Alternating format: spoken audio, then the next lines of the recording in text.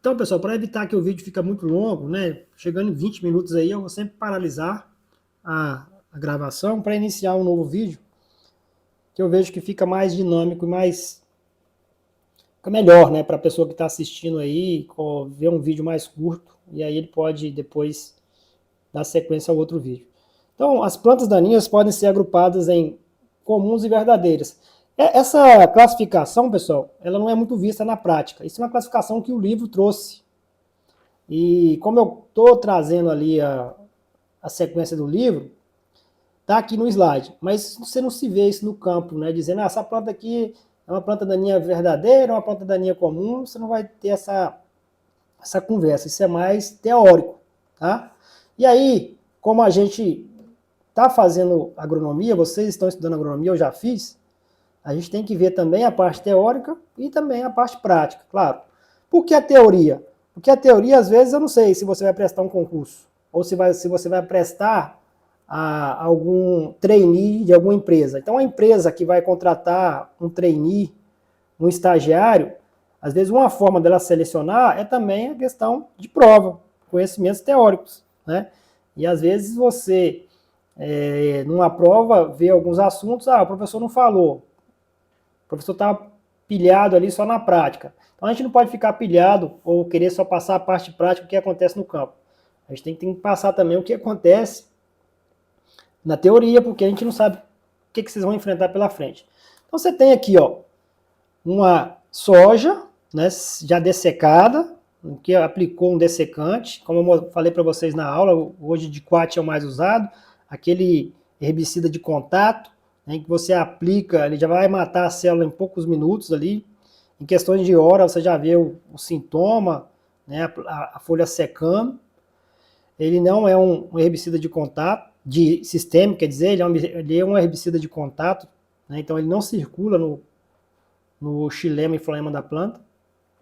E aí você tem aqui, ó, plantas de milho, né, que não receberam provavelmente o produto e aí estão vivas aqui.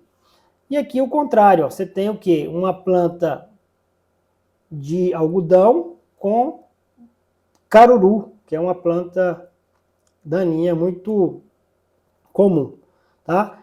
Então, qual dessas duas aqui é comum e qual dessas aqui é verdadeira? Então, a gente vai discutir, o livro traz essa discussão, tá? Então, a planta daninha verdadeira seria essa planta daninha que é o caruru. E a comum seria o milho, no caso aqui da discussão, tá? Então, as consideradas verdadeiras possuem características específicas, como a dormência e quiescência, né, que permitem a sobrevivência em condições adversas. Então, a planta daninha verdadeira, que seria o caruru, ela tem o quê? Duas propriedades aí, que a gente chama de dormência e quiescência. E que isso a gente vai discutir bastante ao longo dessa aula aqui. Então, pessoal, planta daninha verdadeira. E além da dormência e da quiescência, elas possuem condições, né, que permitem a sua sobrevivência em situações adversas. Então, quais são as características das plantas daninhas verdadeiras? Né? Não serem melhoradas geneticamente, então aquela planta que não passou por nenhum melhoramento, por nenhum processo do homem de domesticação, não é isso? Serem rústicas quanto ao ataque de pragas e doenças, geralmente planta daninha não morre por ataques de pragas e doenças, elas são mais resistentes naturalmente, possuem habilidade de produzir grande número de sementes. Então isso aqui, ó, é um dos fatores, né, que faz essa planta daninha ser tão danosa à agricultura. E geralmente com facilidade que disseminação pelo vento, água e pelos animais. Então, as características aqui que faz uma planta daninha considerada verdadeira, né, que a comum é aquela que é domesticada. A verdadeira é aquela que não é domesticada, não tem ataque de pragas e possui essas habilidades aqui, ó, que faz essas plantas serem difíceis de controle. Então, elas produzem uma grande quantidade de semente e tem facilidade de disseminação. Então, se você tem uma grande quantidade de semente produzida entre, você ter ideia, a buva, que é uma planta daninha bastante problemática na agricultura, principalmente na soja, ela produz mais de 200 mil sementes, ou seja, ela produz mais semente, uma planta produz mais semente que a população de Palmas, que é a capital nossa. Tá? Mais de 200 mil, então pode chegar a 300 mil. Palmas hoje está com 270, 280 mil habitantes, então uma planta pode produzir mais semente que os habitantes de uma cidade, de uma capital. E essa buva, no caso, a semente dela é levada pelo vento e a grandes distâncias. Né? No caso aqui não é uma buva, pessoal, mas é bem semelhante aqui, né, a semente de buva. Ela tem esses pelinhos aqui, ó, que faz com que ela tome uma proporção muito grande e vai a longas distâncias, beleza? Apresenta dormência e germinação desuniforme. É outro problema que a gente tem, que a gente vai discutir. Então, a planta, essas sementes produzidas pela buva, então vamos colocar lá que a buva produz 250 mil sementes. Essas sementes, quando caem no solo, algumas vão ser comida por insetos, por passarinhos, mas aquela porcentagem que ficar viável, ela não vai germinar toda no primeiro ano. Ela vai germinando aos poucos. Então, no primeiro ano, ela vai germinar ali em torno de 15%, no segundo ano mais 20%, no terceiro ano mais 10%, no quarto ano mais 20%. Então, ela vai formando um banco de sementes, né, que dá a ela essa característica de poder, ao longo dos anos, ir germinando, e com isso ela tem mais chance de quê? De perpetuar a espécie. Imagina só, se todas germinassem ao mesmo tempo, no mesmo ano, e aí viesse um herbicida e matava todas, né? E aí o que teria? Você teria a morte daquela espécie, teoricamente, naquele lugar. Mas isso não acontece, porque a planta, ela tem essa característica, ela traz no seu DNA que faz com que ela vá germinando aos poucos. E isso é a tal da dormência que a gente vai discutir, tá? E muitas espécies de plantas daninhas são são capazes de se multiplicar por diversas maneiras. Então, além da multiplicação por semente, ela pode se multiplicar via rizoma, bulbos, tubérculos e raízes. A gente vai discutir também sobre isso. Então, a planta daninha, pessoal, ela é complexa. Tá? Então, hoje a aula é biologia de plantas daninhas. Então, vocês estão vendo que a gente tem uma planta daninha que ela é rústica, ou seja, o controle biológico hoje de planta daninha é ineficiente, né? Não tem nenhum fungo que possa aplicar e aí matar aquela determinada planta daninha. Ela produz muita semente. Essa semente, geralmente, ela é disseminada, né, pelo vento, mas pode ser disseminada também pelos animais. E, além disso, ela possui dormência ou quiescência. Essa dormência faz com que ela germine ao longo dos anos, né, de forma em porcentagem, não totalmente.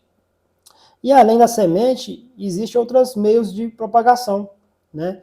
Você tem rizoma, bulbos e tubérculos e raízes, que a gente vai discutir. Então, muitas plantas daninhas podem ter tanto semente como rizoma, tanto semente como tubérculos, tá? E isso dificulta muito o controle. Então, é interessante a gente entender isso. Tá na cabeça. A planta daninha que eu quero controlar, como que é a sua disseminação? Além da semente, ela produz outra estrutura de propagação? Ah, sim. Exemplo, capim amargoso. Ele produz semente e também rizoma. A tiririca produz sementes e tubérculos. Isso dificulta bastante o controle dessas plantas. Tá beleza? Então aqui, ó, continuando. A gente tem prejuízo causado pelas plantas daninhas. Então, estima-se aí, né, claro que isso é uma estimativa, não tem como a gente cravar, mas você pode ter prejuízo aí na casa de 20 a 30%. Com plantas daninhas pode chegar até 100%. Né? Isso depende muito da infestação, da planta que você está produzindo, tem vários fatores. Então a gente tem aí, ó, prejuízos diretos. Reduzem a qualidade do produto comercial. Então você tem aqueles prejuízos que diretamente vai reduzir o quê? O produto, aquele dano que seria qualitativo. A qualidade do produto é interferida. Então a gente tem 3 exemplos aqui, ó. Picão preto na pluma do algodão. A gente tem carrapicho de carneiro na lã do carneiro, e aqui tem tiririca, pessoal, que ela consegue infectar a batata. O tubérculo da tiririca entra no tubérculo da batata. Olha só, né? Então você tem uma infestação muito grande de tiririca, essa tiririca ela consegue penetrar no tubérculo e aí ser disseminada pela batata. Então isso é um dano qualitativo. Então, qualidade, né? Interferindo diretamente na qualidade do produto. Então imagina um algodão, né, cheio de sementes de picão preto. Ninguém vai querer isso. Então isso é um dano. Aqui, mesma coisa na lã do carneiro, que isso é um problema sério, tá? Então, o carrapicho de carneiro, não é à toa que o nome dele é carrapicho de carneiro, porque ele gruda na lã do carneiro, né? E aí, prejuízos diretos. Então, além, pessoal, daquela planta daninha interferir no crescimento e desenvolvimento da sua planta de interesse comercial, existem algumas plantas daninhas que a tolerância dela, né, no cultivo comercial é praticamente zero. Então a gente tem um exemplo aí, ó, do arroz vermelho. O arroz vermelho, ele não pode estar no meio do cultivo do arroz comercial. Porque esse arroz vermelho, principalmente para os países que importam esse arroz vermelho, ele é praga quarentenária 1. E essa praga quarentenária 1, aquele país não tem essa praga, que é a planta daninha, né? E aí, o país que vai importar arroz, quando ele identifica que tem uma semente, ou no mínimo uma semente de arroz vermelho, ele volta com carregamento. Então, principalmente sementes. Então, a semente de soja. A semente de soja, quando você compra a semente, a tolerância à semente de plantas daninhas é quase zero. Outro exemplo, pessoal, a soja para exportação. Se tem sementes de crotalária nela, também é um dano, um prejuízo direto, porque a China, quando ela importa soja, se chegou lá o navio com soja e com algumas sementes de crotalária, principalmente expectáveis, né, que é a mais plantada, esse carregamento ele volta, porque ela não tolera sementes de outras plantas, né, principalmente de algumas plantas daninhas especificamente, que isso aí pode trazer um transtorno para quem está comprando, tá? Então, as plantas daninhas, né, podem ser responsáveis pela não certificação de sementes das culturas. Então, a certificação da semente é quando você produz aquela planta e colhe aquela semente para comercializar, para ser plantada em outros cultivos, né? Então, o rigor da semente é muito maior que o rigor do grão, tá? Embora alguns grãos, né, que você produz para grão, também tem algumas plantas daninhas que são intolerantes. Então, exemplo, a crotalária na soja é um exemplo muito grande que você plantando crotalária expectáveis, no exemplo, para controlar o nematóide, na colheita, se você colhe um pouco de semente ali daquela planta de crotalária que cresceu com a soja, você não controlou, e aí pode ter um dano econômico muito grande. E aqui um outro exemplo que é o arroz vermelho no meio do arroz normal, que aí também é um problema sério. E também, pessoal, é comum também impedirem a certificação de mudas em torrão, como é o caso de mudas cítricas, produzidas em viveiro infestados com tiririca. Então, hoje não, acabou muito isso, mas antigamente se usava muita terra, né? Hoje quase não se usa terra mais nos sacos para comercialização de mudas, hoje é mais substrato, mas antigamente se usava torrão, esse torrão vinha com sementes de tiririca, ou rizomas não, o tubérculo de tiririca, e aí era comercializado essas mudas, né, com planta daninha. Isso aí era um problema sério também antigamente, tá? Outros prejuízos diretos que a gente tem, né, que a planta daninha pode causar, então lembrando, tem prejuízos indiretos, danos qualitativos e danos quantitativos. Na questão da pastagem com plantas tóxicas. Então, planta tóxica no meio da pastagem, o gado às vezes come e vai morrer. E aí você tem um prejuízo direto, né, na questão dos animais. Hoje diminuiu bastante isso, mas antigamente era muito comum, principalmente em Minas Gerais, em que o gado era solto ali na larga, né? Você não tinha muito controle das plantas daninhas, e aí o gado ia lá, comia, se intoxicava e morria. Então se perdia muitos animais com plantas daninhas antigamente. Hoje acontece, mas é bem menos, né, do que era antigamente, tá? E outros prejuízos também direto, pessoal, essa questão de planta daninha que vivem, né, à custa de outras plantas. Então você tem aí as plantas que a gente chama epífitas, que tem dois exemplos aqui, ó, a erva de passarim e essa erva de bruxa. Então a erva de passarim é um problema sério no café. Então o café, pessoal, pode ter esse dano direto aí com erva de passarim. Isso é um controle complicado de se fazer, geralmente tem que ser manual. Em praças públicas também, né? Então às vezes você vê praça pública aí com a erva de passarim. Então essa planta, ela é uma planta que vive à custa, né, de outra planta, ela começa a crescer, e aí se não fizer o controle no início, depois é muito difícil, né, de se controlar. Ela chama erva de passarim porque é o próprio passarim, né, que leva, que dissemina essa planta de uma árvore para outra, ou de uma planta de café para outra, nas suas fezes. E outro prejuízo indireto é aquilo que eu havia falado, né? Muitos insetos e ácaros são que transmissores de viroses. Então aqui um exemplo, a mosca branca, né? Mais de 50 espécies de plantas daninhas hospedam nematóides do gênero Meloendógena e Heterodra. Então além de insetos que transmitem viroses, você tem nematóides que vivem nessas plantas daninhas na entre-safra. Então o nematóide, ele é um parasita obrigatório, ele precisa de estar em planta viva. Se você tem uma planta daninha que é hospedeira, ela passa lá na entre-safra, aquele nematóide ele sobrevive naquela planta.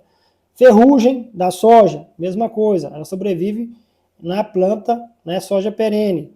E insetos, você tem aí vários insetos, né, vários exemplos de inseto, aqui a mosca branca é um exemplo, que sobrevive na planta daninha.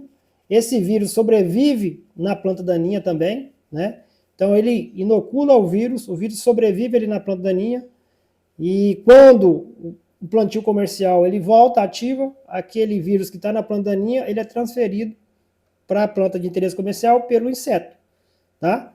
E aí é um dano indireto bastante significativo, além, né, de fungos e também de bactérias. E aqui na colheita, que a gente já comentou, né? Então essa corda de viola, né, que o gênero Hipomoea, né? A Hipomoea ela tem várias espécies, tá? E ela causa esse dano na colheita. Então corda de viola, o melhor exemplo que a gente tem aqui no milho, né, causando esse dano indireto, impedindo a realização, né, da prática da colheita. Então Hipomoea, corda de viola, o gênero, né, Hipomoea, e tem algumas espécies. Aqui você tem problemas, né, prejuízos aqui em lagoas, dessas plantas aquáticas que são problemáticas.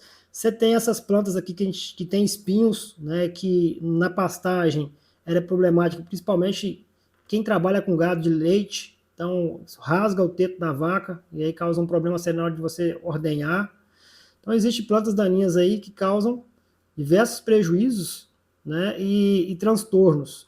Aqui um exemplo, ó, de uma barragem, né, para hidrelétrica, em que se tem uma planta daninha que tomou conta, né, do lago, e isso para limpar, pessoal, é um custo muito alto, né? Então o custo de se limpar de uma lagoa dessa aqui com planta daninha, ele se torna muito alto se você não tem um preventivo. Então a prevenção é o melhor dos mundos. Tá? Então vou fazer a parte 3 agora da continuação da aula.